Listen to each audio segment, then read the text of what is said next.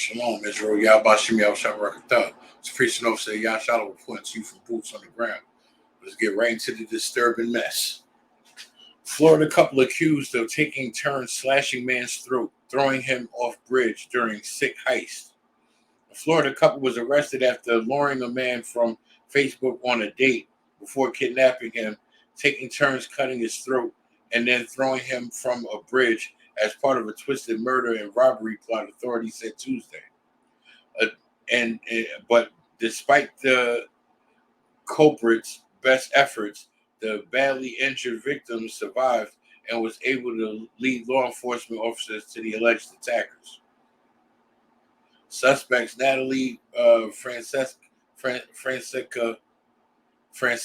25, and Nafis Reynolds, 31, were booked into the Escambia Court Jail, Escambia County Jail Monday on a slew of charges, including attempted murder, kidnapping, armed robbery, arson, and drug-related counts, all stemming from the near-fatal October 7th incident. The victim, who has not been named, met Francesca on Facebook earlier this month and agreed to have dinner with her. And an arrest report filled in the case of and cited by the station WEAR, WEAR. During what investigators described as an unorthodox date, Francesca invited the man to her home, where she introduced Reynolds as her uncle.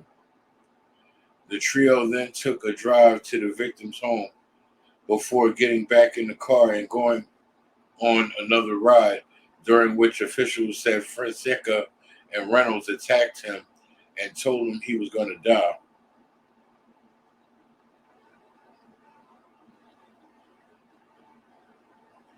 The duo allegedly robbed the man of his shoes, phone, and money and took away his keys to his car. They then took turns cutting his throat before throwing him over the bridge rail and into Escambia River, the sheriff's office said. Francesca and Reynolds drove away in the victim's car, which was later found abandoned and engulfed in flames. Unbeknownst to the would-be killers, the victim was somehow able to survive the fall from the bridge and the cuts to his throat, officials said. The badly injured man managed to swim towards a patch of land where he collapsed from exhaustion. The next morning, a boater spotted him and brought him ashore. Despite the injuries, the victim was able to make his way on foot to the Cumberland Farm parking lot, where he flagged down a sheriff deputy who was there on patrol. The deputy described the victim in the report as being barefoot and struggling to stand, with large amounts of dried blood on his face, neck, and hands. The officer observed that the man had deep cuts on the front and side of his neck. The man, who only spoke Spanish, told the deputy through Google Translator that he was beaten, slashed, robbed, and thrown off the Escambia River Bridge the night before. He was then taken to Sacred Heart Hospital, where he underwent surgery and remained for several days. During the interview at the hospital, the victim detailed to investigators how met Francesca on Facebook 5 days earlier. According to the report, he said the woman told him that she was pressed for cash and needed food, so he offered to meet up with her and drive her to get tacos.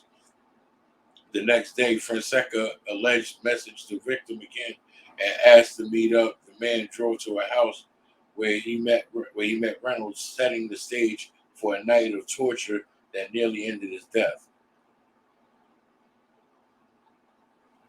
That's sad, man.